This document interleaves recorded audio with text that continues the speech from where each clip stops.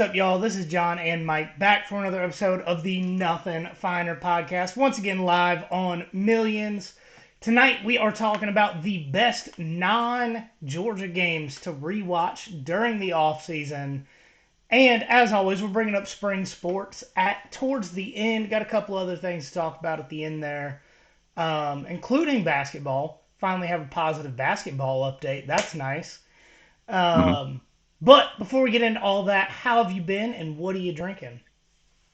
Been well. I mean, it's been a pretty relaxing weekend for the most part. Just watching the March Madness and whatnot. Uh, Finishing up some Southern Comfort and Coke Zero. I mix that together, of course. Yeah, man. I mean, it's pretty relaxing for the most part. Next week we get through one more week and then we got spring break. So, um, we're approaching the end of the school year, so that's exciting. So, but how about you? Over under two fights next week because it's right before spring break. Way over, way over. If there's like an alternate line for like eight and a half, Good lord. I'd still go over. Yes, tensions are Whoo! high. But hear me out. So we do have one thing that could derail that is we do have some district testing that we're doing like every day Okay. uh this week, and we have Good Friday off, so it's a 4-day week. But even then, it might be more than that. We'll see. Oof, that's a little rough. No, man, I've also had a good weekend. Work week was whatever. But no, I honestly just got some stuff done around the house. Had a had a good time at the disc golf club round this afternoon. Drank I probably a couple more PBRs than I should have then, and I got a glass of Eagle Rare sitting next to me. So, There we go. and also if you hear me sniffling, I had hot wings for dinner, and I currently have allergy issues. Oh, So either that was a genius move to clear out my sinuses, or it was stupid and my nose is just going to run for the next 12 hours. no, see, okay, so before I was a teacher and before we did all this stuff, when I worked in a back of house at a restaurant, like legitimately, and this is probably gross, but we would have like hot sauce and shit like that we put on, the wings and everything like that. It would just be like in a bowl, whatever, and you just sit there and toss and everything. When I would get like super congested, I would just like fucking whiff it real quick, put it off to the side. I'd be clear for like the rest of the day. So it's not stupid if it works. That's one of my favorite quotes of all Yeah, time. If it's stupid and it works, it's not stupid. right. It's great. I mean, I look to do it like pretty much every time I'm congested. Sometimes it works better than others, but it's cheaper than going to the doctor. That's true. That's true. Um, no, but I'm actually pretty excited about the episode tonight. I've mentioned throughout the history of the podcast games that I like to go back and watch during the off season. Um, with it being spring practice, I'll be watching some of these spring games starting in the next couple of weeks, and I'll watch those in my free time. But pretty much immediately after that, my brain wants football, so I go back and I'll watch like a different game every week after Mhm. that until we get closer to the season. So this is actually something I've wanted to do for a long time. But best non-Georgia games to rewatch during the off season. Some of these are SEC, some of them are not. So we're running the full spectrum here today. Mike, go ahead and kick us off. All right, so the first one has a little like personal significance to me, but I'll get to that like toward the end of what I talk about. But my first one is the 2011 Michigan Notre Dame game. And of course, like okay, yeah, Mike, Michigan homer, things like that. But legitimately, if you have no interest in either team, it is worth a go back and or a rewatch, I should say, if you didn't watch the first time or maybe you forgot about it because this was shoot what 13 years ago at this point. Yeah. Um, So I went the route of the three games that I picked. This is actually the most recent game of the ones that I picked. Just try to be a little bit different here. I went the route of picking games that you may not have thought about in a few years. And for this one, again, the 2011 Michigan Notre Dame game, it was the first night game in the history of Michigan Stadium, or the Big House, as it's affectionately called. How? They did legitimately they did not have lights on it until then. Now they would bring in Okay. they now it's kind of like what like Wrigley Field, like they waited like forever to do it because they wanted like noon games, 3:30 games. Oddly enough, like one of the more famous games that Michigan had in like the mid 2000s was Michigan State, and like a lot of like the highlights were at night, and like, oh, they must have had a night game then. They did not. They wheeled in like the big like the lights that you might see like at Walmart or whatever, like with the police, like near like Black Yeah, Friday or whatever. They wheeled that shit in there for that game because it went into like I think it went into double or triple overtime. I can't remember how deep it went, but like the game ran really late, so they brought in like actual lights to bring them to the stadium. I got you. I was just confused because when I read that, I was like, okay, was that a Michigan thing or is it just a Fox is secretly trying to destroy college football thing? That was pre-Fox. I want to say that game was definitely on ESPN because I guess the Big Ten Network was a thing at that point, but since it was at home at Michigan, it was on ESPN. So there was that. They were just Michigan, very traditional. They don't like change. Um, Very conservative in that sense. But yeah, it took until 2011 for them to have a night game, and then last year they put in the brand new LED lights like Georgia did a few years ago, and Ah, made a whole spectacle. copycats. Yeah, yeah. I mean they're cool, but they're again not as good as Georgia's. I'm maybe biased, but there we are. But a couple notes before I actually talk about the game itself. Both teams wore atrocious, maybe the worst alternate uniform combination ever. Michigan had like the bumblebee uniforms with it, and they put the numbers on the side of the helmet, which is something they only did that year, which took away from it the best helmet amongst the best helmets in college football. And then Notre Dame, I think they were in Under Armour at that time. They might have been Adidas. I think they were Adidas at that time, but they had like the shamrock on their gold helmets. It was disgusting. It was I very I pulled up a nasty. picture. They really were awful. Yeah, it wasn't. It was not fun to look at. As far as like the pregame stuff, I don't know how many people actually bought those uniforms, but again, it was like the Adidas era, and we try to forget about that. Um, but Michigan, as far as like people they had on the team, Michigan had Brady Hoke, who was in his first year of coaching after Rich Rod got fired. Denard Robinson at quarterback, notably the last NCAA football NCAA 14 quarterback or I'm sorry cover athlete until this year. I'm sure they'll name a cover athlete for it pretty soon. But he was the last person again to cover that video game. And no, I mean, really, Michigan had a bunch of like XFL and CFL quality guys on that team. So I think nobody really of note besides Denard Robinson on that team. Notre Dame, they had Brian Kelly and former Auburn, I'm sorry, Alabama, my bad. Alabama offensive coordinator Tommy Rees at quarterback. And It's wild to think of him being that young. oh, I know he's got to be younger than me. That's again, it's tough. It's tough to hear. Tough pill to swallow. But they also had notable fake womanizer Manti Te'o as their All right, right he before. was This is the year catfished. before. He was Yeah, the year before he catfished. got catfished.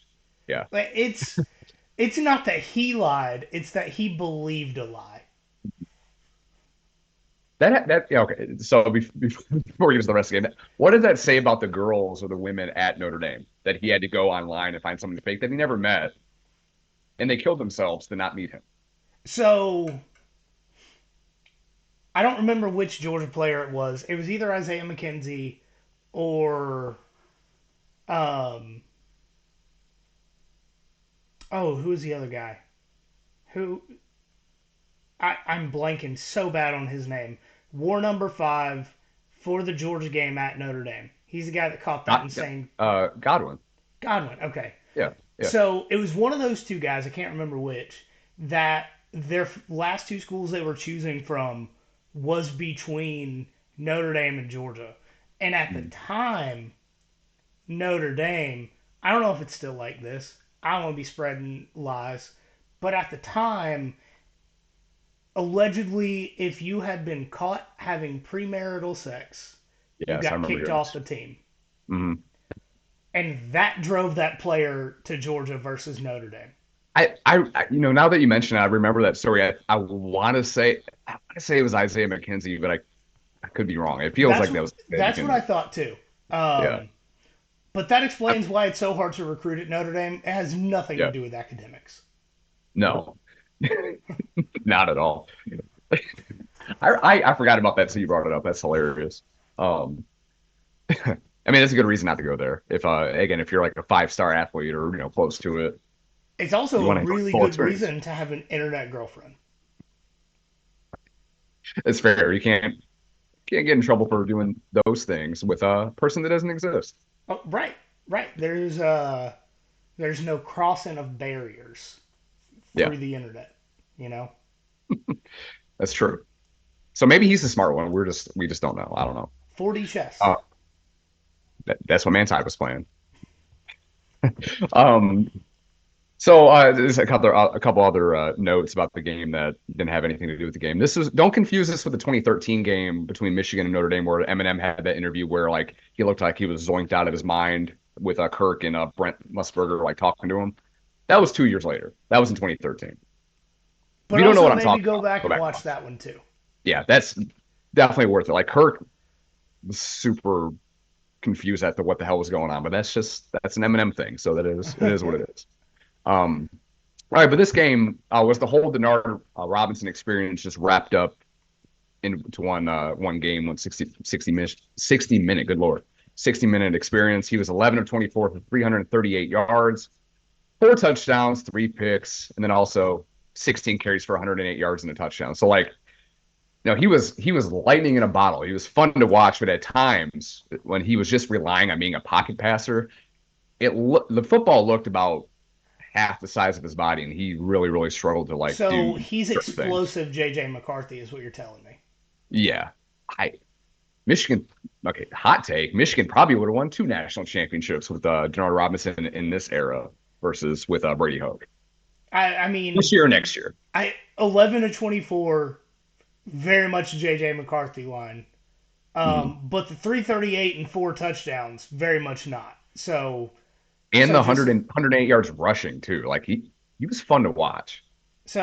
just like I said, an explosive JJ McCarthy. Yeah, he so again he was the last cover athlete of NCAA 14 or the NCAA football game, and like his very first like play at Michigan, he got the snap, he fumbled it, and he took it like 60 yards for a touchdown, like against like Western Michigan or something like that. It's like that's him.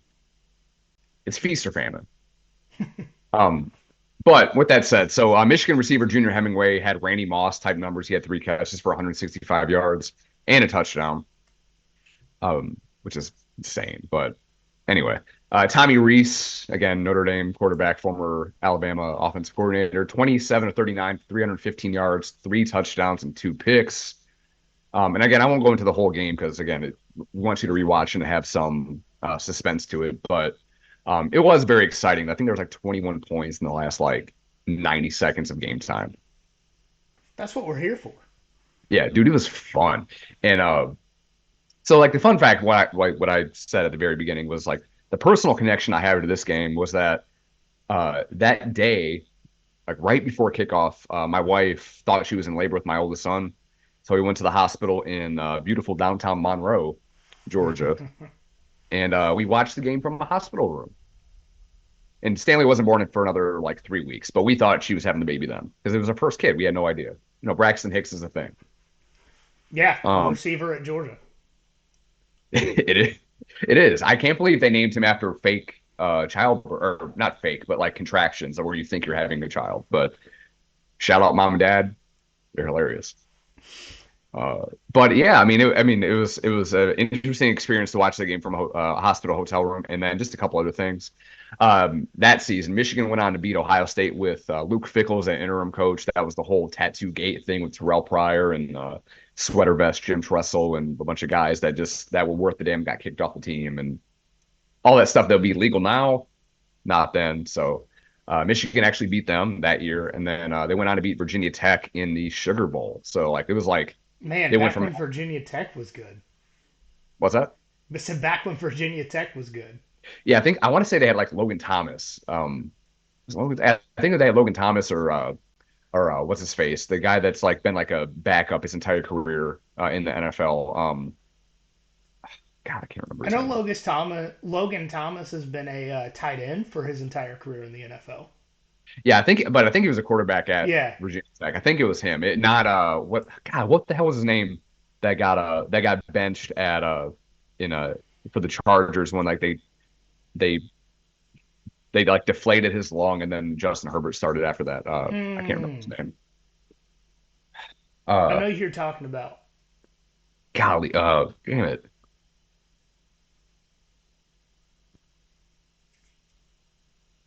I don't Good know. lord. I can't. How It can will come neither to of us me. think of this name?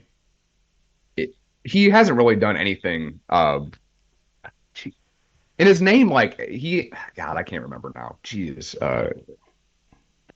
But I think it was Logan Thomas that was the quarterback at the time when Michigan beat him, and it was a close game in the in the Sugar Bowl. So that game was kind of fun as well. We thought big things were coming Terod in the Brady Taylor. era. Tyrod Taylor. There we go. Yep. We thought big things were coming from Michigan, and then they just shit the bed and never did anything after that until Jim Harbaugh got there. But even it took him time to get going. Yeah. So for my first game, I've got 2015 Ole Miss versus Arkansas. Yes. Um, and if you're not like a big SEC fan and have been for a long time, you're very confused on why I picked this game. I mean, there's legitimately two names you'll probably recognize from either of these teams, but I mean, you've got Hunter Henry, current Chargers tight end, but if you've paid attention to SEC football for the last 10 years, you'll recognize a lot of these names. So we had Hugh Freeze was coaching Swag Kelly, Chad Kelly, Yes. CFL um, MVP. Laquan Treadwell, and Evan Ingram.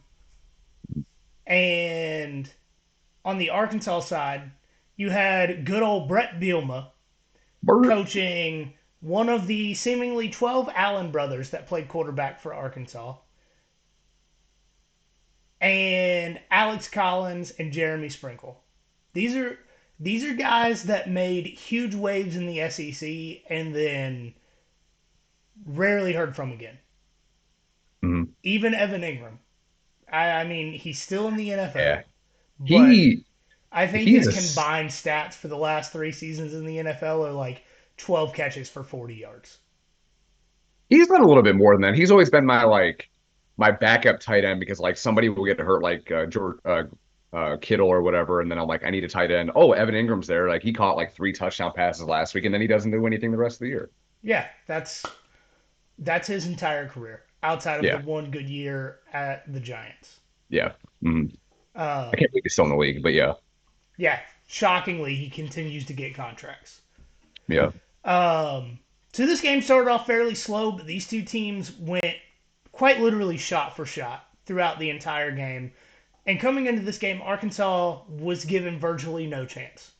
They were 5-4 on the season. Ole Miss was 7-2 and already beat Alabama for the second year in a row.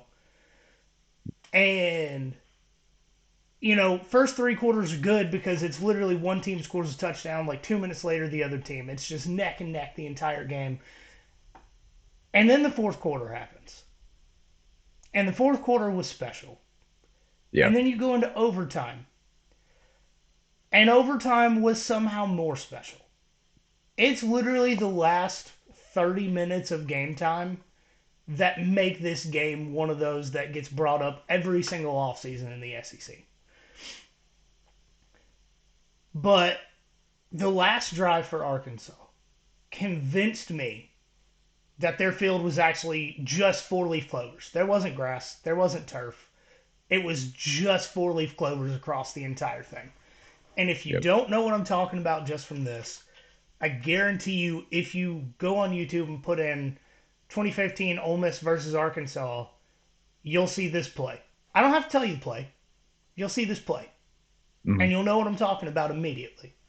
Um, but any game with overtime between Ole Miss and Arkansas, any game that comes down to the wire, is always a phenomenal game. You had the one just a couple years ago, Lane Kiffin, Sam Pittman, going. One of the teams went for it for a 2 point conversion as time expired to win the game in like a 52-53 game. Insanity. This is one of the best rivalries in the SEC. I'm sad we won't get it with the new scheduling format. Yeah, it does suck. Yeah, But that I was will fun. That was a say fun game. that little fun story about when I watched this game. This is the very first game I ever watched on TV with my in-laws, um, who were at the time extremely strictly religious. They're kind of not as strict now, but like I, I've I've talked about how odd it was for me to come into this family with how I acted when I was that age. But I was sitting there in their living room watching this game, flipped it on the TV at like the start of the fourth quarter, and jumping up after plays and being like, holy cow, that was awesome. Good golly. Yeah, it was, but it was like the start to say, stop saying, figure out what to say, and then quietly say that as my body language is excited, and I literally just jumped off the couch. Like, Um, shut the front door. Correct. Yep. But I'm glad I don't have to do that anymore. I'm real glad. That's good. It's There so you much go. easier now. It's so much easier now. Yeah. Yeah, that was a fun game though. I remember I thought about that for a minute putting it on there, but then I saw you put it on there. Like, all right, well, there we go. Like that was the one SEC game that I was thinking about putting on there. Besides like um the like 2019 Alabama LSU game or 2019 LSU in Texas. Like that was the other ones I was thinking of, but Yeah. I, did it, not go that route. I think we both tried to avoid doing SEC games because we talk about those so often, especially when it's time for, like, I'm pretty sure every time we talk about Ole Miss and Arkansas playing, we bring up the 2021 game that came down Yeah. to a 2 point conversion. And, every time we see one of these matchups, we talk about good ones they've had in the past. So I think we both tried to avoid those. Yeah. All right. So my next game, I didn't have nearly as much about it as like the other two that I have, but the this is from the 2005 season, but I said there's a 2006 Rose Bowl between USC and Texas. Arguably the best or greatest Rose Bowl of all time. You can, obviously Georgia, Oklahoma are up there as well. I think I mentioned it on here before. Like this is my favorite non-Georgia game I've ever watched. And part of it has to do with just like the time period, just again nostalgia. This is almost 20 years ago now. Um, but you know who won the Heisman Trophy that year? It's got to be Reggie Bush. Is vacated. He didn't win it. No, no, no, no. He won it. Mm-mm. If you go back and look at No, it, it says vacated. I don't know his name. I don't remember seeing vacated play, but Reggie Bush was electric that year. um, based on the current rules that we have in college football, they need to give Todd Gurley and AJ Green their eligibility back and give Reggie Bush his Heisman. There we go. Shout out Johnny Manziel for saying he's boycotting the Heisman stuff until they give Reggie Bush his Heisman back. I, you know, I'm here for it. maybe at the time when he was in college and freshly in the NFL, I didn't agree with a lot that Johnny Manziel was doing. Mhm. But grown up Johnny Manziel that has learned from his mistakes is he's the person that we all are, except he has the voice to actually make a difference. Yeah, 100% for sure. So yeah, I mean Reggie Bush won the Heisman that year, but Vince Young was second, and then Matt Leinart was third. Matt Leinart won it. I think it was the year prior or 2 years prior, something like that. But Reggie Bush got the second highest number of first place votes behind O.J. Simpson. Just a If fun they fact. took it from Reggie Bush, how the hell does OJ have his? They'd rather support a murderer, alleged murderer, over someone that just wanted a house for their parents. Okay, okay, yeah. No, I get it. Yeah, I mean, who amongst us, Oh, right, right. right? I mean, it's a total. How can you be mad at it? Um, but yeah, it was vacated. But Reggie Bush had a hell of a year that year. Keith Jackson, this is his final game as a play-by-play for ABC. Holly Rowe and Lynn Swan were on the sideline for this game. So she's been. I didn't realize how long she had been at this for, but Yeah, I didn't she was either. at. Yeah, no, she was the second sideline person for it. And positive for Holly Rowe. She doesn't look like she's been a sideline reporter for 20 years. No, not at all. No. Especially with all like the health problems and stuff that she's had. Like I think she's fought cancer once or twice. I mean, she's doing well. So good for Shout her. out Holly Rowe. Yeah. We mentioned her last week too. We did. Nothing but positive vibes for Holly Rowe and in her family. But in 2004, the year prior, Texas beat Michigan in the Rose Bowl. I was upset, but Vince Young. This is kind of like that was kind of like the coming out party nationally for Vince Young was in that Rose Bowl the year before, which not enough people talk about. But he played really well in that game too. Going in this game, both teams are 12-0. Texas had beat Ohio State on the road, Oklahoma in the Cotton Bowl, Texas A&M at Kyle Field, big. I think they won by like 40, and then they beat number 10 Texas Tech 52-17. So like Texas was like legit. Like it wasn't like a petty The like a Red pity. Raiders It found was a way to really really good. disappoint you 20 years ago. Yep, they did. Notably, they were not my team at that point. They were not my bandwagon team. I did But like them. they knew. They were like, Yeah, Mike's going to have trust in us one day. yeah. They got on it early. They got on me at started disappointing me at 14. Go figure. Um, but Texas at the time, they did not have the team that some of the other teams that I'm going to talk about had as far as the roster goes. They had Mac Brown as head coach, still coaching somehow. Gene Chizik was their defensive coordinator, so No somehow longer that worked out for them. coaching, somehow. Yeah, right. Um, but notable players included Vince Young, which I think I mentioned before, but if I didn't, Vince Young was obviously on the team. Colt McCoy was a freshman at that time. Limas Swede, receiver, which I thought he was to be the next big thing coming out of Texas. He didn't really do anything in the NFL. Jordan Shipley was a freshman. Brian Arakpo, I think he was an underclassman then, and then Michael Huff, big time safety again. I was a big fan of him at that point. USC was led by Pete Carroll. He wasn't there that long at this point, and obviously didn't last that much longer after that. But Pete Carroll was the the head coach as well as the defensive coordinator for this team. They didn't even have anybody in title. They just had him head coach / DC of this team. Lane Kiffin was the offensive coordinator, and Sark was the quarterback coach. So it was loaded. Notable partiers running the offense. Oh, yes, and they definitely enjoyed their time in LA. And we talked to Chess from the Washington podcast that we talked to before, but yeah, they enjoyed their time all of them enjoyed their first time in a Southern Cal. So How you how many times do you think Lane Kiffin tried to get into a party in South Central LA after he finished practice? I so like Snoop was around it a lot at that point. So I'm sure if he That's true. wanted to, I'm sure Snoop was able to get him into some shit. God, dude, I would just love to hear a story from Lane Kiffin and Snoop Dogg partying in 2005. I'm surprised they don't try to bring that back now. I think Lane Kiffin's daughter, I had heard something about his daughter like playing volleyball or something at like just got into USC. They're transferred from Ole Miss or got in there as a freshman. So like the family's still connected to USC, uh, even though they did him wrong when they fired him on the tarmac. But I digress. If someone knows a story of Lane Kiffin and Snoop Dogg partying, I need it. Yeah. Mm-hmm.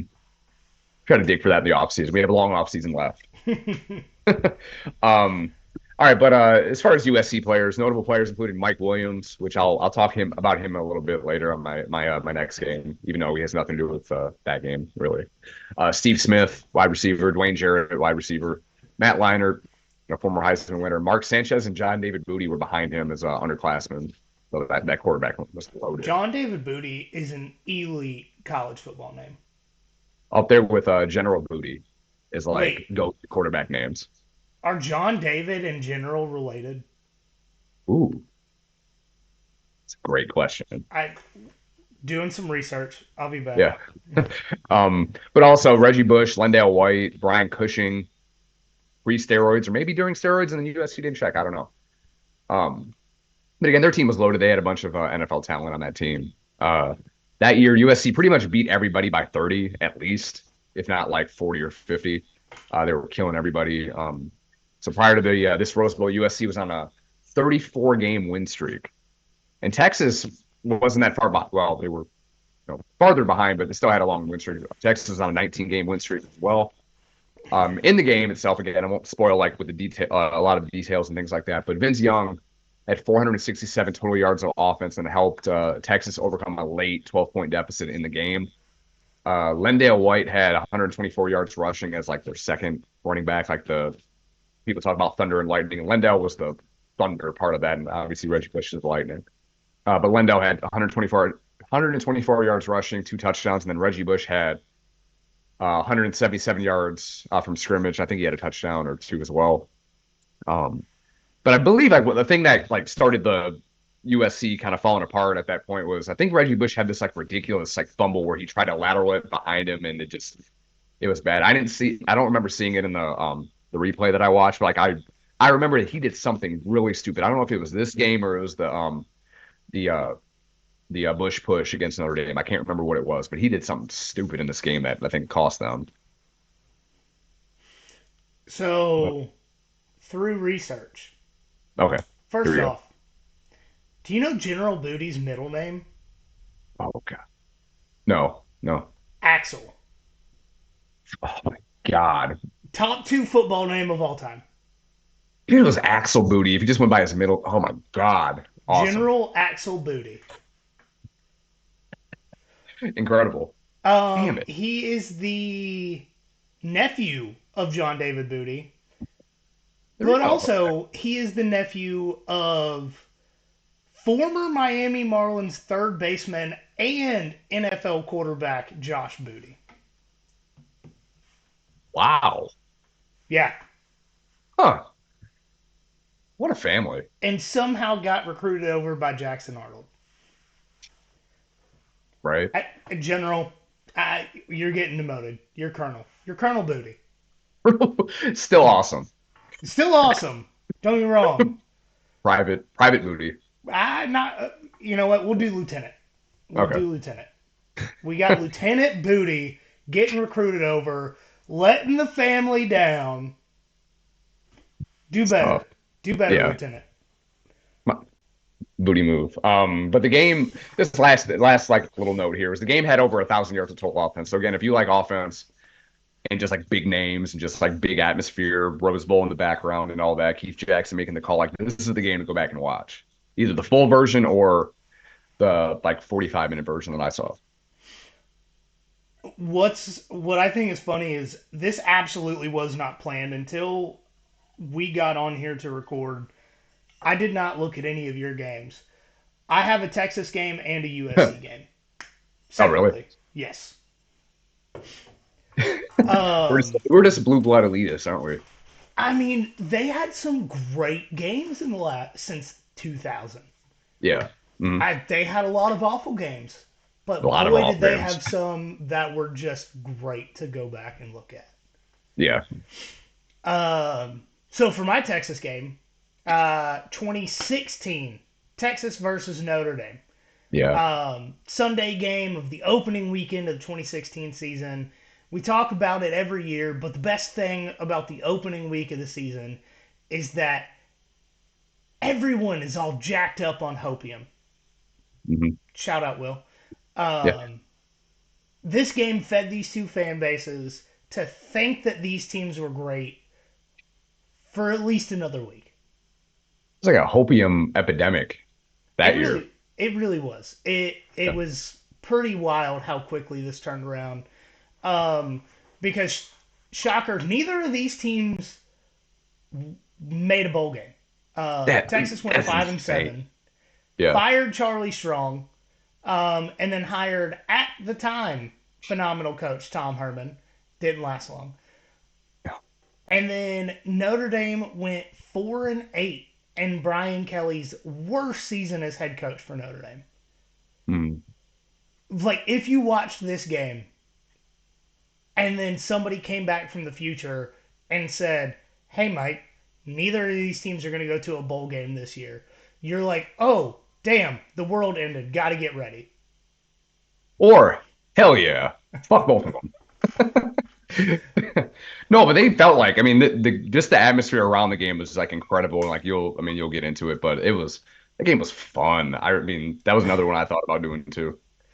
Um, so Notre Dame came into this game ranked 10th in the country, Texas unranked. And after winning this game, Texas jumps all the way to 11th. Yeah. And literally by the end of October, they were unranked again. Hmm. This was one of the reasons I think this game's so memorable to me, at least. This was mine and Kelsey's first year living in Columbia. We didn't really have friends. And this was also my first full season of watching football with Kelsey. So this was the beginning of her Stockholm syndrome. Just force feeding it to her until she loves it as much as I do. But we had a little 600 square foot apartment in the ghetto, and we were both freaking out. We made the dog wait to go for walks until halftime. This was one of those games. But Texas was running a two quarterback system, very much like an intentional version of what Alabama did in the 2018 SEC championship game. And I say that because Tyrone Swoops literally attempted one single pass for an incompletion, um, but he had 13 carries for 53 yards and three touchdowns. That's kind of like what was it, the 06 like Florida with like Chris Leak and Tim Tebow? Yes. Yeah. Like a much worse version of it, but yeah. Yes. Their quarterback that was allowed to throw the football was Shane Buechele. And for him to be a freshman, he had a good day, and this was also his first start of his career, but it wasn't a great day. Um, on the Notre Dame side of the ball, they had three different guys attempt passes. Deshaun Kaiser, kind of gross, from being Green honest. Bay, Green Bay, great. Yeah. Yep. I can't get over hearing that name and not dry heaving from his season at quarterback for Green Bay. Hmm. Um, and future Florida Gators backup quarterback Malik Zaire. He was one of the quarterbacks for Notre Dame that day. Hmm. And then wide receiver Torrey Hunter Jr. attempted, actually I think it was three passes. Oh wow. Damn. I think They I were want to say is looking for oh, anyone to be able to complete a pass. I want to say that was the year that the Tigers had Torrey Hunter because I remember being super excited for that because like I loved Torrey Hunter when he was with Minnesota. But anyway. Um, so this game was obviously a massive upset. Number 10 gets beaten the opening game of the season by an unranked team, and I am 100% sure that everyone heard Texas is back for at least the next 6 days. Oh yeah, for For sure. at For least. sure. Yeah, I'm, at I'm least pretty that. sure they lost their week two game because they immediately dropped like 12 spots in the ranking. But Oh, I'm at gonna look that up least real for quick. 6 days, ESPN was talking about how bad Texas was. I need to But look that up real quick. Yeah. one thing about the games that I've chosen so far is they've both been overtime games. Um, I'm a slut for a good overtime game with a ton of points. But, I mean, Texas brought in a quarterback that they allowed to throw a single pass all day for the winning touchdown in overtime and got it. Mhm. That's just, that's Yeah. electric. Mhm. So do you want to know? So they beat UTEP in week two, but then they went on a three-game losing streak at Cal, at Oklahoma State, and then against Oklahoma. So yeah, they came back down to earth fast. They lost 50 to 43 at Cal that year. I don't think Cal scored 50 points all of last season. No, God, no. I doubt it. It was close at least. Yeah. Good Lord. Yeah. Mm. Yeah, not good though. Not good. They were general booty at that point. Yeah. Um, No, they were total booty. totally. His nephew. Yeah, there you go. All right. So my last game was the 2003 Fiesta Bowl, or is from the 2002 season. BCS national championship game between Ohio State and Miami, and talking about like who's back and things like that. This game kind of killed like Miami as a program and kind of started the in future seasons, is Miami back and things like that, which always the answer is no, it's not. They're not back. But um, yeah, this game happened over 20 years ago, and you can definitely tell watching this game in the hour-long version on YouTube, which I shared in the group text. You can definitely tell that it was 20 years ago. But like John Saunders like signed off in the pregame, and then they did a whole like 30, 45 second like hype video with like Limp Bizkit's rolling in the background, like behind like Like big hits and nothing shit. but targeting violations. My God, like if that doesn't get you pumped up, you don't have a pulse. Like that was fucking awesome. uh, Limp it- Bizkit and targeting. Hell yeah, yeah, brother. it's like just drywall, just keep punching the shit. It was fun. Um, but incredible beginning of the game and all that. But prior to the game, again, Miami won something like 34 consecutive games. I think it was 34 exactly. And during that season, they should have lost at home against FSU in the original Orange Bowl before they tore it down for the Miami Marlins Stadium now. But Rip should have in lost a peace. game. What's that? I said rip in peace. That stadium was awesome. But And it yeah, got now they replaced by the Marlin Stadium? yeah of Like, oh, all you want to replace history with the definition of mid? Cool. yeah right. It was disappointing to say the least. But they should have lost to FSU at home that year in the Orange Bowl. But FSU did FSU things and missed. I think it was wide right that year. Might have been wide or left. Either Oh, way, they by lost the Field Goal. FSU things, I thought you meant getting the literal shit kicked out of them and losing by 50 something points. That But was that the was Bobby Bowden that was FSU. just this Orange Bowl, Yeah. Hmm. not at Not the Orange Bowl. Understood. yeah. Got it. That was the previous, like the old FSU was to lose in a heartbreaking fashion at like with a field goal against Miami. Like the new FSU is just quit before the game and just get beat by 60. Ah, okay, okay. Yeah. I got it. Um yeah, but I mean again, Miami did that team was incredible. Obviously the 0-1 team is talked about as being the greatest team of all time, for good reason. And I mean that's another discussion for another day. But 2002, Miami beat Florida, I think in like week 2 or 3 in the swamp, 41-16. And then really like the last like great Tennessee team, I guess 03, near 03 was at 1-2. I think it was the last year Tennessee played an SEC championship, but they beat Tennessee in Neyland 26-3. So Miami was legit. Um, and again, Miami arguably had the greatest roster of all time in 02, but I'm sorry, in 01, but 2002 wasn't too far behind. They had running back Willis McGahee. Frank Gore was his backup at that point. Andre Johnson, Hall of Fame wide receiver. Walter Payton's son, Jared Payton, was on that team as well. Kellen Winslow, notable crazy ass elder sexual assaulter. Something about tight ends in the state of Florida. I don't get it.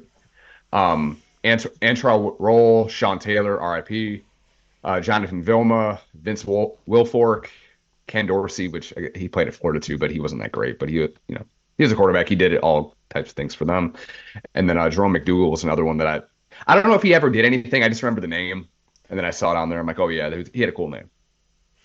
Yeah. No, I remember that name. Also, if you're gonna be funny, attempt to not do it around a sexual assault joke.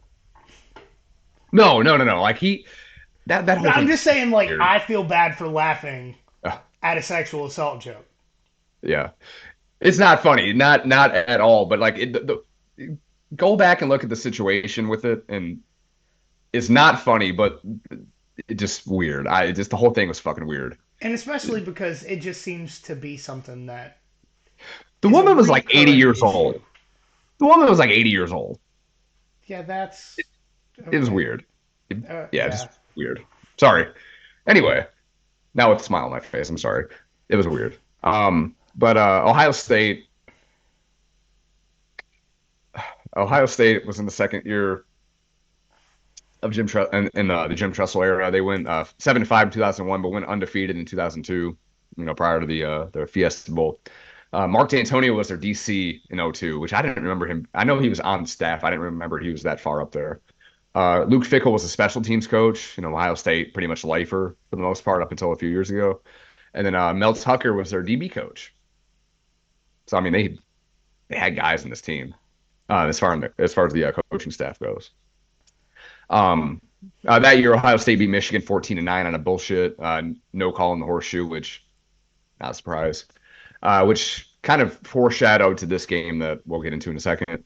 Ohio State didn't have like a ton of like big names as far as like not to the level that Miami had that year, but Maurice Claret, which I'll talk more about him in a little bit.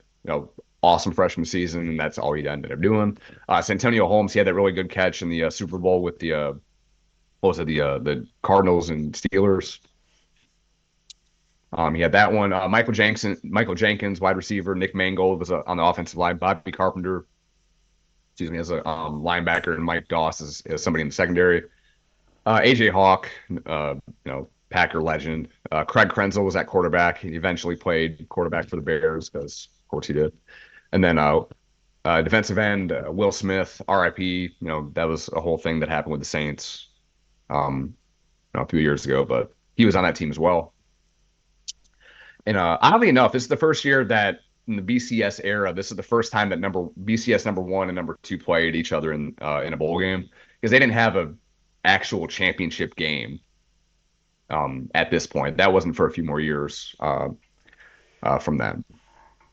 I Keith, don't, I may care way too much about college football. I still don't understand how they decided, hey, we're going to switch to the BCS, but we're still not going to have a championship game.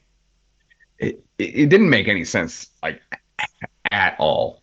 And And even looking back at it, it's like, okay, computer program. Honestly, not a bad idea.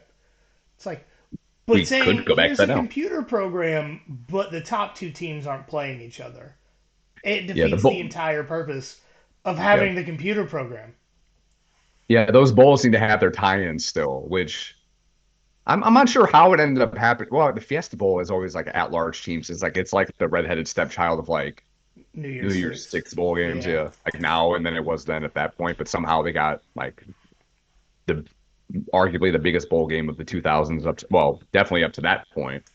Um, but Keith Jackson, Dan Fouts were on the call, so the game felt even bigger. I keep bringing up Keith Jackson. He's my favorite commentator of all time. Like he's awesome. Like Georgia guy, through and through. Awesome. One of the voices of college football that's definitely missed. He died a few years ago, but Miami. And so in the game itself, Miami had 5 turnovers, and they just played super sloppy like the entire game. They outgained Ohio State 369 to 267 yardage wise. Um, and one of the big differences between this game, again, 20-ish years ago and now is that, uh, like you have like a really gruesome injury, like they won't show it to you live. They won't show replays of it, I should say, right? As Like it for the should most be. part. Yeah. Um, Willis McGahee, for anybody that's like, vaguely remembers this game or remember watching it live, Willis McGahee probably to that point, I don't ever remember seeing one like, in that point in my college football watching career, if you want to say that. He had like the worst hyperextension of his knee I think I had ever seen. It was disgusting. Like they had in like the Sports Illustrated like the next week, and I remember seeing it like distinctly. It was disgusting. They showed it like 50 times while they were trying to get him like on a cart, That's like slow mo, all different angles. It was disgusting. and I mean even when Nick Chubb hurt his knee this year, they Mhm. showed it once full speed and like once or twice slow mo, and they were like, "This is bad. Here's players crying on the sideline." Yeah, and that's all you need to know. If everybody's like that upset, don't go back and watch the replay or don't show the replay like on the live broadcast. Correct. Um, but yeah, it was disgusting, and that was another thing that cost him. Like Willis McGahee had like 28 touchdowns that year. Like he was incredible that year for Miami. But and he had a good game in this game too. But and before he got hurt, Craig Krenzel, Ohio State's quarterback, very Ohio State numbers prior to like JT Barrett and them.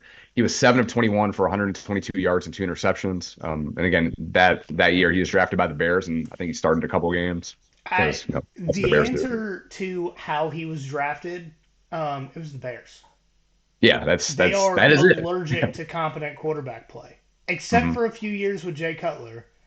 And Yeah. even then, Jay Cutler seemed to hate the Bears so much he didn't care if he played well or not. The Bears, notably, never had a 4,000-yard passer ever, ever. Shocking things you've told me today. That is not one of those. Mhm. Not even with Jay Cutler. I think he's like their career, like all-time, passing leader or whatever, but still hasn't had a 4,000-yard season. Just feels not not that either. But anyway, that's just the Bears being the Bears. I'm sure they'll fuck up Caleb Williams too. But um, Maurice Claret, I talked about him a little bit before, and he's come up on here as well. Like after Ohio State would show games and stuff like that. He was arguably the biggest freshman running back in this era, where like it didn't really happen all that often. Like a freshman, had like a big presence even then. He had almost 1,400 yards from scrimmage in his only college season. So Maurice Claret and USC receiver Mike Williams, who I talked about a little bit before, who was a former Lion and noted fat ass that cost them stuff. But they both sued the NFL to let them enter the draft prior to their junior year, and they both lost. That was a whole thing. That was a whole thing in middle school about them like winning the case, and then it got appealed, and they lost, and then they were kind of just like up in the air for a while. Um, but ended up losing that. Maurice Claret ended up being arrested several times and spent time in federal prison. I think he had counts of like armed robbery, two counts of aggravated assault, and one of those robberies that he got charged with, he only got away with a $150 cell phone. He spent like So, years in federal prison. so there could have obviously been some mental health issues and all that. Mm-hmm. But if there was NIL back at this time, I think the chances he ended up robbing people is probably significantly less. Mm-hmm. And we could be talking about an all-time great running back. And chances are, if he tried to get into the NFL early, it's because he and his family needed the money. Yeah, I think that was part of the thing. Like he said, like, how could you deny me my right to to make a living? So this, I mean, yeah, pre NIL. I mean, he made a good argument, but the NFL still won that because they have The better NFL lawyers than doesn't most care spread. about laws or Hmm. people. Yeah, yeah, right. They don't. Yeah, that does not matter at all. Where was that? But the game itself is really compelling. So at the time, so we talked about this, like where we're at, like when these games happen. Excuse me. I was 12 at the time, and all I knew was Michigan beating Ohio State. So I didn't necessarily have like the hate that I have for them now. I mean, obviously I hated them, but I'm like everybody around me is like, oh yeah, it's a Big Ten, you should pull for them and stuff like that. And me being naive is like cheering for Ohio State. The one time that I ever wanted Ohio State to win a game was this game. I feel disgusting. Like I feel I bad will saying it. say I understand because I I was in elementary school when Florida and Ohio State played in a national championship Hmm. and explicitly remember cheering for Ohio State because even then I Yeah, was like fuck Florida. yeah. But now as an adult, I would just not watch the game if Mhm. Florida and Ohio State played in a national championship. Yeah, I think in that game I was big on Florida because that was prior to Georgia even being a thought in my mind. I'm like Yeah, whatever Ohio State because that year I think it was that year Michigan had lost them in that game like yeah I think it was 2006 yeah they lost the game. Bo Schembechler died the day before Michigan played Ohio State, and they lost to Troy Smith and all that, and that was just a tough look. And I just wanted Ohio State to get their ass kicked because Michigan obviously lost out, but didn't work out that way. Or I guess it did work out that way for Florida, they beating them. But anyway, um, so anyway, the game itself, again, I won't give away too much, but the game itself went into overtime, and Miami did score touchdown first on Ohio State's ensuing possession in overtime. On fourth down, Miami was called for a phantom DPI. I don't know if you remember seeing this I or like don't. going back and watching it. It it was the softest defensive pass interference I think I've ever seen. It's like, yeah, you could call it, but it was it was that shouldn't have not have decided that game to the point where Miami, like all the people from Miami rushed the field and they had to get back because it took like legitimately like 20 seconds for them to throw the flag and call DPI. Like it looked like it was over and they're like, you know what? Never mind. Here's a flag. Um, and then Ohio State ended up winning in double overtime, which was disgusting. Maurice Clark actually ended up scoring the clinching touchdown in double overtime. He only ended up with 23 carries and or I'm sorry, 47 yards on 23 carries. And really, this is the end of like the Miami era of being the U and just being like an actual like relevant national power. This was it. This game killed Miami. They haven't been back since. Now they love to beat Georgia Tech and then fumble when they should be kneeling and lose the Hmm. game. That's Hmm. that's their ideal scenario now. Yeah. It. I know. Like people that we know talk about. They don't like hearing on like, oh, college football is better when Miami's good. Like they were like the last. I mean, I guess Bama was like the bad guy for everybody, but like Miami, like people hated Miami. Like Yeah. legitimately hated Miami. Well, I will say if Miami wants to be back, they do have an opportunity to beat Florida as bad as they did this year Yep. in the 2024 season because they do play early in the year. So, hey, Miami, can you be back at least for one game? Can Mhm. you do that for me? Give us like 2016 Mark Bricht for the first like 10 weeks. Yeah, yeah, absolutely. But Mario Cristobal can't do that. We know that. I forgot he's their head coach. Now come on, Miami, do better. You can recruit, but can't do anything with them there. I mean, we have our own Mario Cristobal in James Coley. So, hey, I want you to get Miami the guys, players right? here and Yeah. then never do anything else. What's up with coaches from like Miami that just they can get guys to go there, but actually have no desire to actually coach them up? Well, the problem is they have the desire, they're just not good at it. Yeah, that's probably fair. All right, so my last game, I've got the 2017 Rose Bowl 2016 season, which is Penn State versus USC. So this game brought two historical powerhouses. Some people would say blue bloods, but we're actually going to talk about that next week. Together in a season where they both thought they deserved to be in the college football playoff. And as far as I'm concerned, Penn State did actually deserve to be the first two-loss team in the college football playoff. Penn State beat Ohio State that season. Actually, that's probably my honorable mention game because the 2016 Penn State Ohio State game was Yeah. electric. Hmm. Absolutely. Um, but Penn State beat Ohio State, who ended up making the playoff, and won the Big Ten over Ohio State. They didn't play each other, but like they won the conference with Ohio State not winning the conference. And Ohio State made the playoff just to lose to Clemson in a 31-0 shutout. I love that so much when that happened. The amount of memes that were just like the zero and that just being like the Ohio O was perfect. But Penn State should have been the one to lose 34-14. Yeah. Like, would they have still lost? Yes. Would they have scored? Probably. I don't. Yeah. Yeah.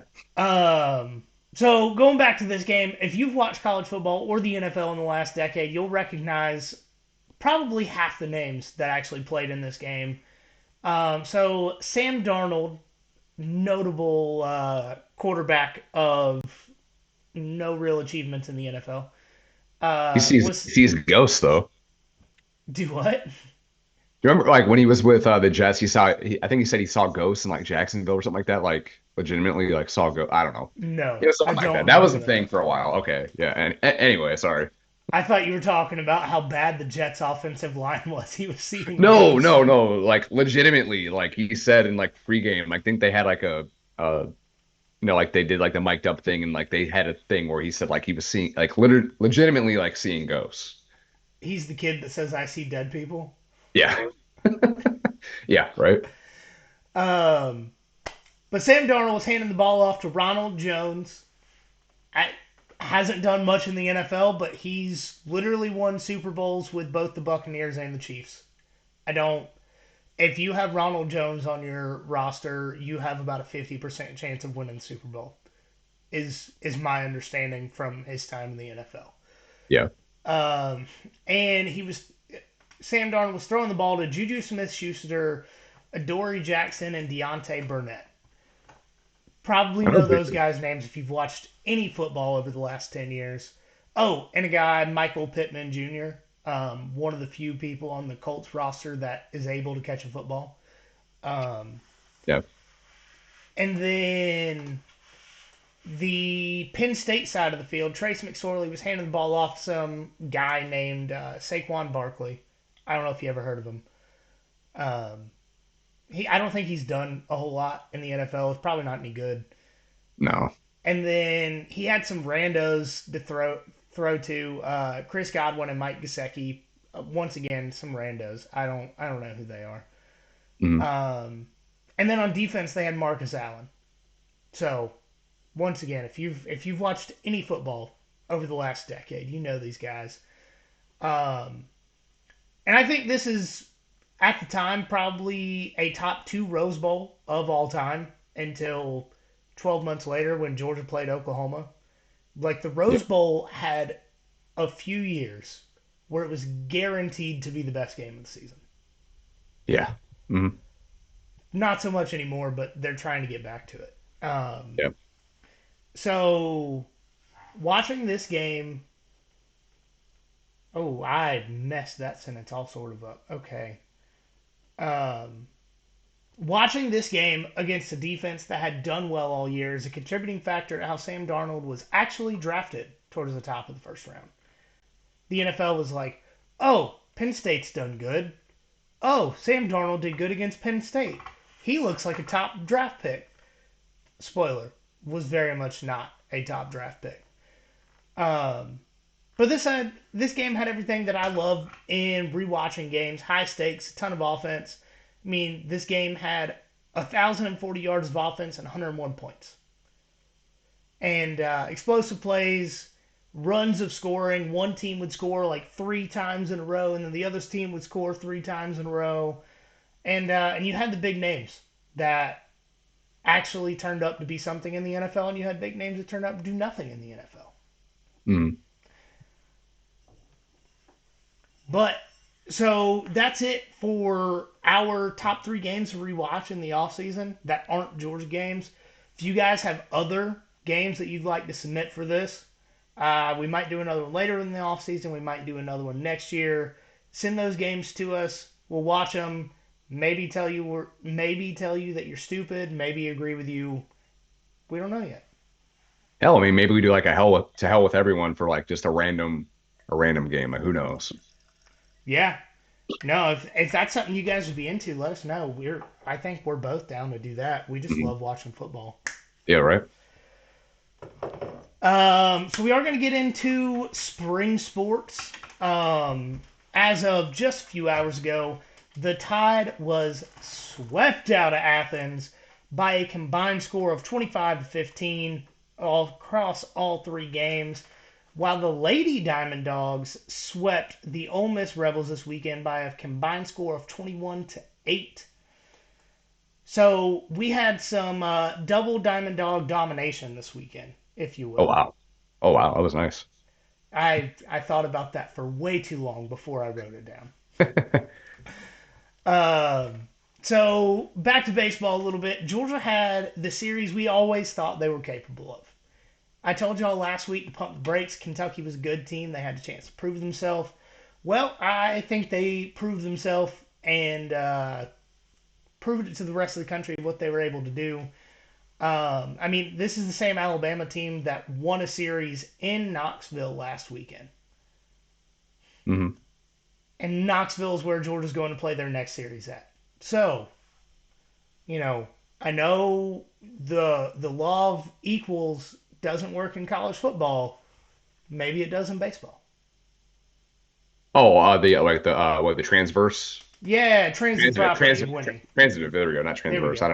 I mean, again, we're not a math podcast by any means. Not mathologists. Nope, no mathologist over here.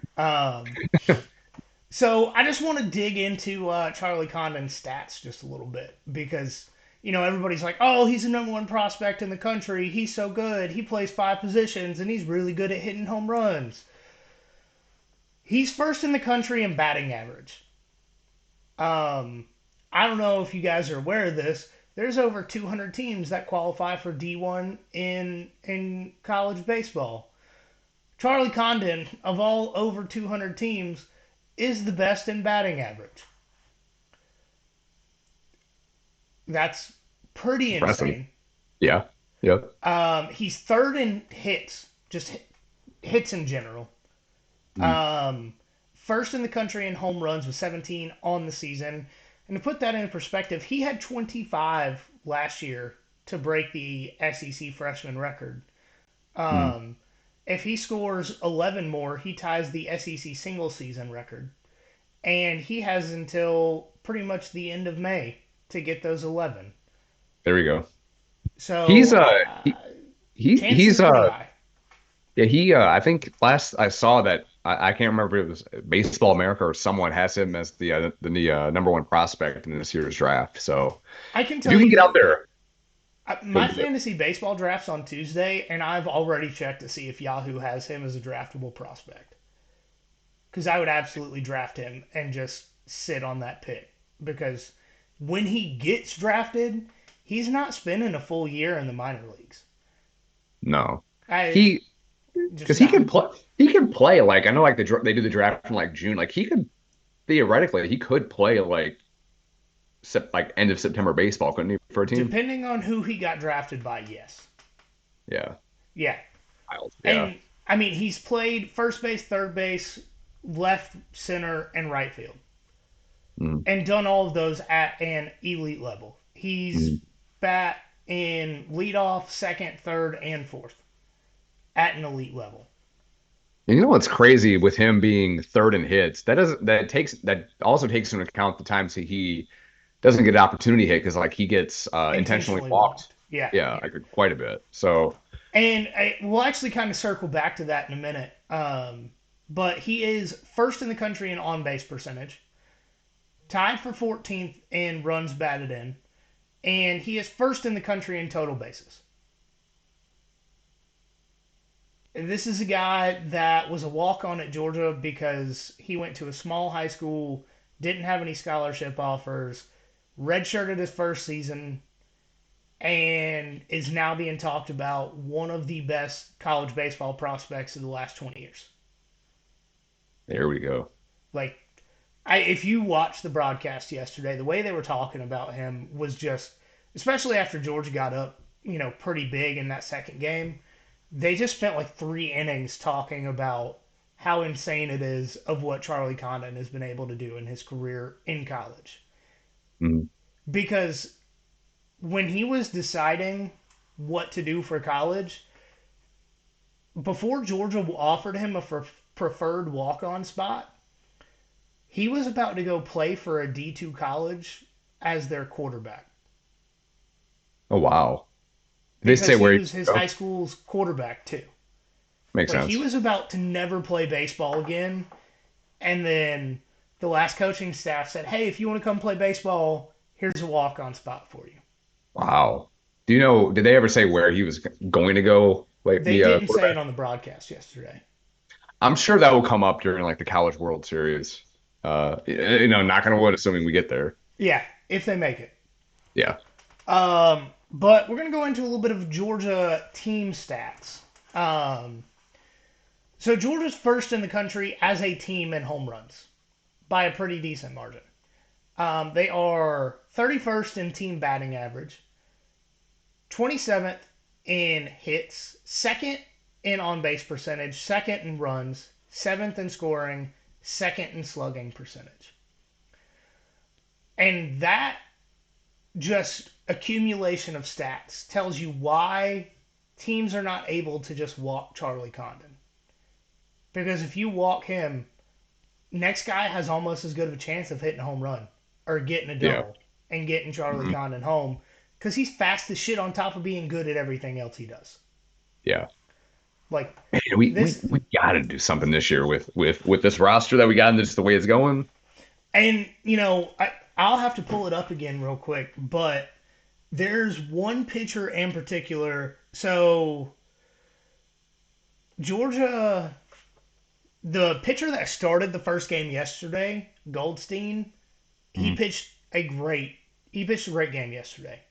The guy in the second game yesterday, he had the longest outing of any Georgia starting pitcher on the season. Oh, wow. Pitched over 5 innings. It's the first time it's happened this year. So pitching's getting better. Yeah. But damn it, I forgot where I was going. Oh, the pitcher that I wanted to talk about specifically. Okay, here we go.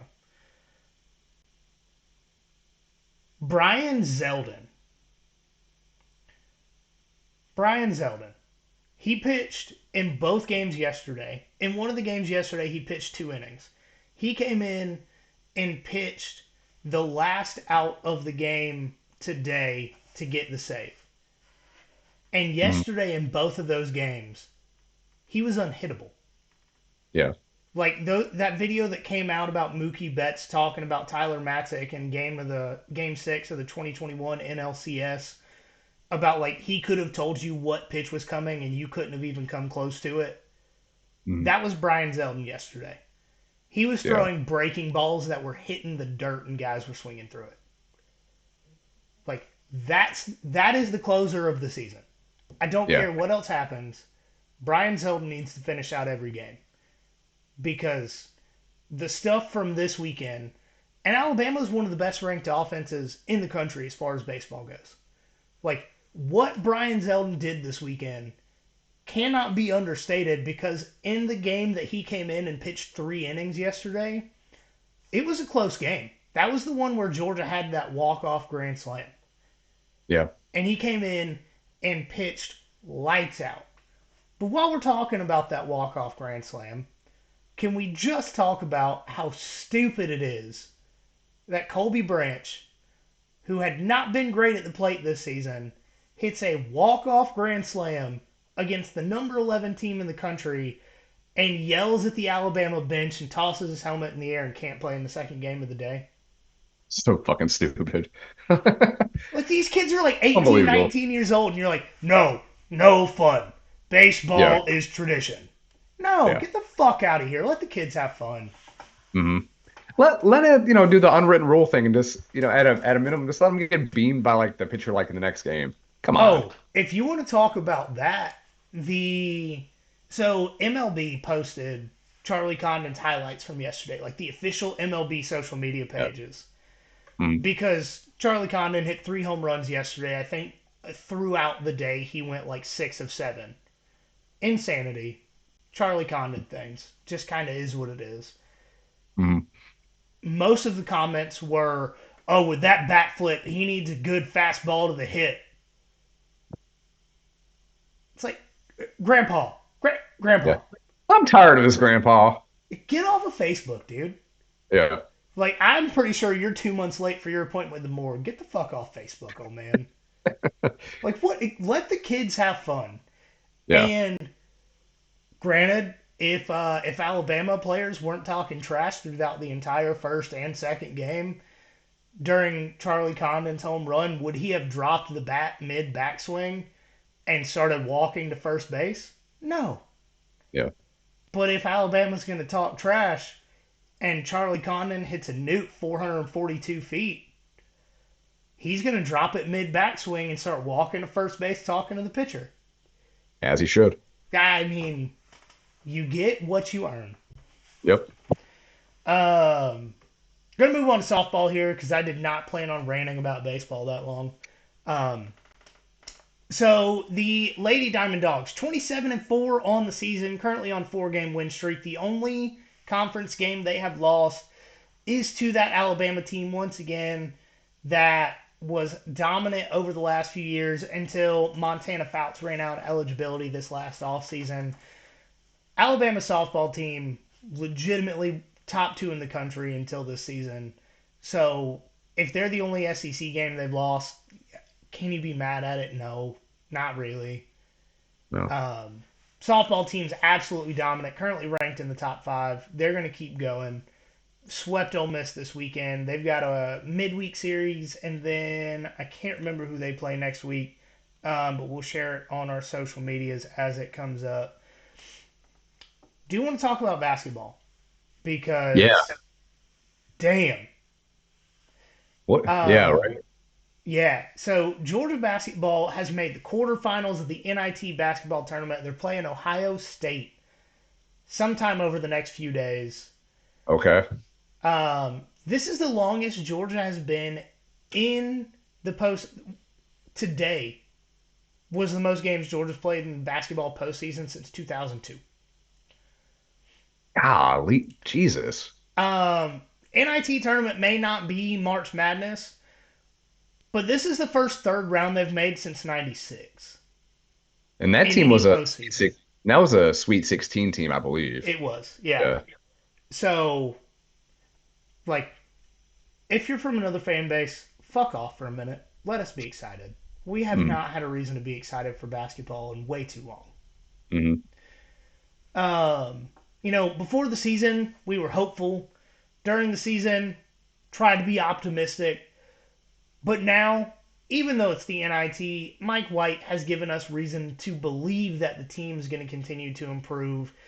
This team will eventually make some March Madness tournaments, and this team will be nationally competitive. And that's something that, as Georgia fans, we have not been able to believe in way too long. Yeah. Um, I mean, I don't know about y'all, but this NIT tournament means a lot to me, and I really think it means a lot to the future of the program. Been looking for a reason to watch Georgia basketball games for quite literally years. Mm-hmm. Um, and, with the freshmen, upperclassmen of this team, they've finally given me a reason to. And not to mention, Georgia's got like two 5 stars coming in next year. I was gonna say the recruiting class they have coming in next year is arguably their deepest they've had in Yeah. I can remember. Yeah. Like, it's not just one 5 star and a bunch of 3 stars. Like, Yeah. couple five No. stars, couple 4 stars. Like, one of the best Georgia basketball recruiting classes of all time. Mhm. Um, so, if you're not on board for the Georgia basketball train, it's not too late to get on. Ride might get a little bumpy, but it'll be worth it eventually. We're getting there. It's Mhm. taken way too long to leave the station. Yeah. I'm excited about Georgia basketball. That's probably the first time I've been able to say that since I've started caring. I would say like the first time since that Tom Crean year with Anthony Edwards and Nick Claxton. Like that, like I was legit excited for that, and that was fun at times. But next year should be good, and the rest of this season hopefully will be good. Yeah, Yeah, one more game against Ohio State, and then you play the assuming you win that, or hopefully you win that, you play the semifinal and final in Madison Square Garden. So it's cool. yeah. I mean, next game's in Indianapolis against Ohio State. Ohio State was the 2 seed in the on that side of the bracket. Georgia was the 4 seed, but Georgia beat the 1 seed, who is favored by I want to say 8 points today. Yeah. I mean, Wake Forest was favored by 8 points, and Georgia Hmm. won that game. So They were up by 16 at one point too.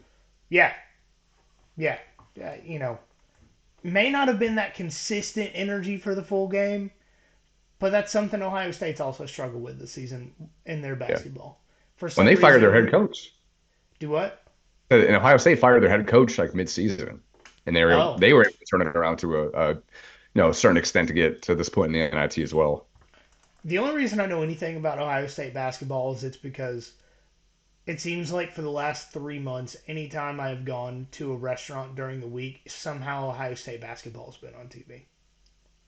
That's funny. I haven't seen a second of Ohio State play basketball this year. I've seen at least a half of 9 or 10 different games, and I I'm don't sorry. care. That the Yeah. problem is I just don't care. Mhm.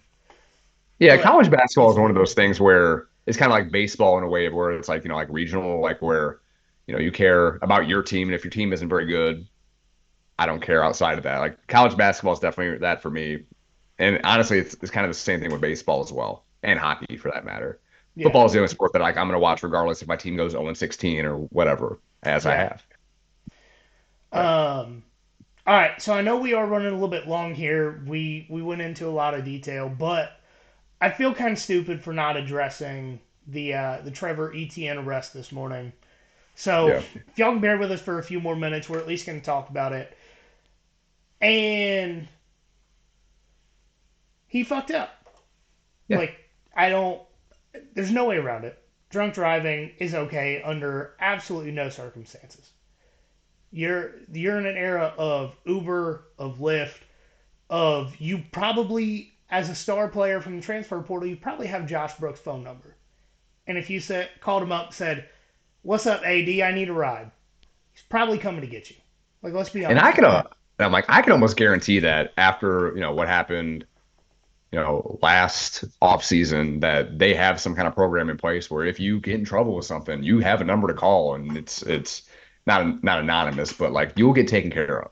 You don't have to worry Right. about paying for an Uber. I can almost bet the mortgage on that they have something like that in place to avoid shit like what happened this morning. And also, if you're Trevor Etienne and you came to Georgia, you have NIL deals. You're Yeah. not hurting for money. You made a stupid fucking choice. Hmm. And thankfully, nobody got hurt, including you. Yeah. But at the same time, I am convinced that every other SEC program has cops around their campus that do not pay attention. Because you cannot convince me that as a star football player, the first time he's driven drunk. You Yeah. cannot convince me. I don't care. You can't convince me that when he get made it to Athens is when he put illegal tint on his windows. And you Right. can't convince me that's the first time he went way too far over the speed limit. Sorry, Hmm. you can't do it. Yeah. So does that mean Athens cops are assholes, or the cops in Gainesville just don't give a shit and don't want the team to look bad? Probably yes to both. Yeah. Some also, I mean, going back to last season, Rod Thomas got in an argument with his girlfriend. Shit got south. Are you telling me he didn't get into an argument with a girlfriend in Starkville in the dorms? Right. No. I'm sorry. I'm not saying anything negative about him or about his potential girlfriend. But I'm in a relationship. You're in a relationship. Sometimes you get in fucking arguments, and sometimes that shit gets loud. Hmm. You can't tell me that's the first time that the cops have been on the scene of something like that. And every year for the last 3 years, it's like Georgia has a behavior problem. No, Georgia has cops around campus that give a shit. Yeah. Georgia has cops around campus that enforce the law. Hmm. When you start hearing about the shit that all these other players are getting caught for, that's getting swept under the rug because the cops don't say anything, or the cops are just like, "Hey, buddy, let me give you a ride home. Go Gators." When you Aaron hear about Hernandez that, killed some. Aaron Hernandez killed somebody in Gainesville, yeah, and nothing happened. right, right. I mean, Florida players over the last 20 years, you've had Florida players murder somebody, steal tens of thousands of dollars, and do all sorts of heinous shit that you actually hear about.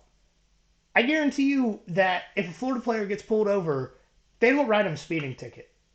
They Hmm. don't say, "Oh, your window tint's too dark." So all these Florida players or fans and Auburn fans and Tennessee fans, Georgia has a behavior problem. No, Georgia just has cops around campus that give shit. Georgia just has So a college campus problem that goes right, on everywhere. right. Like Yeah. I've been to college campuses across the southeast. It's not like Georgia's the only campus that has illegal shit going. It's the only campus where illegal shit happens and the cops actually enforce the law. Hmm. Sorry, not sorry. Like Yeah. I'm sorry that your feelings are getting hurt, but if the truth hurts your feelings, maybe grow up. Yeah. I, that's all I got to say about that. Like it's not that Georgia players aren't doing anything because they are. Mm-hmm. Like, is any of the behavior that's gotten any of them arrested condonable? No, absolutely not. Mm-hmm. But for you to say, oh, Brenton Cox just beat the shit out of people on the field and tried to fight coaches, he never fought anybody out in Gainesville. That's a damn lie. Right. Are you telling me Brenton Cox didn't get bumped in a bar and punch somebody in the face? Because I can guarantee you that's a lie. I mean, did he get arrested for it? No. But did it happen? I would bet the mortgage that it happened. Mm-hmm. So maybe just be realistic about shit. It's not asking too much. Yeah, I mean, apparently it is because we're also talking about mostly Florida and Tennessee fans. So Mm-hmm. they're both Well, expecting to be good at football.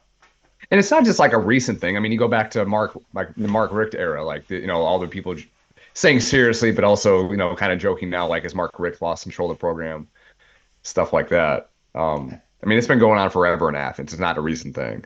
Yeah, and Freaking like the Honey Badger over there at LSU with Les Miles. Like, how many drug tests did he fail? And I'm sure he did some shit under the influence, driving or doing whatever. He never got arrested for it or anything like that. Which I mean, whatever. Zach Mettenberger got kicked off of Georgia's football program and got a spot at LSU. Yep. Yeah. Right. Like, Mhm. Well, Auburn too. Like what Nick Marshall, right? right. And Cam Newton at Auburn. Except Cam Newton got paid to go to Auburn, but you're not allowed to talk about that. No, no, we can't say that. No. So, you know, make sure your hands are clean before pointing fingers. Is kind of where we're going here. Yeah, the glass house thing, right? Glass House would be a great place to throw a stone. Um, I, you know what? We're not even going to go through the normal social media stuff. You guys know where to find us if you're listening to us. Um, always remember, guys, there's nothing finer in the land. That a drunken obnoxious Georgia fan.